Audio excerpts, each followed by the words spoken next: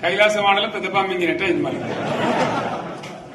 అంతే కదా, ఆలోచన లేకుండా ఎటు పడితే అటు ఎవడో ఏదో చెప్తే నమ్మి ఓట్లేస్తే ఏమైంది అనేది ఒక మంచి గుణపాఠం ఇది తెలంగాణ. గ్యారంటీగా మంచిగా సంసారం జరుగుతుంది. జర తువ్వకచ్చినాం, రైతులు ఇంత ముఖం తెలివైతుంది, ఇంత బాకీలు కట్టుకుంటుండ్రి. ఎంతో మంది పాపం సిటీలు వేసుకుందరు, ఏదో వేసుకుందరు. రైతు బంధు పైసలు పడితే ఎంత సంతోషం ఉంటుండే. ఆయన మీద గంగ గడిచిపోయి ఇప్పుడు వాడు ఇతడో ఏడో భగవంతుని కనుక ఇచ్చినప్పుడు మోసం. ఏదో మళ్ళీ ఎలక్షన్ కోసం దానికోసం చేస్తారు తప్ప కడుపు నిండా ప్రేమ ఇచ్చేది ఇట్లే ఉంటుందా? సర్పంచ్ ఎలక్షన్ పెట్టింది సార్. మనం ఉన్నప్పుడు కరోనా వచ్చింది.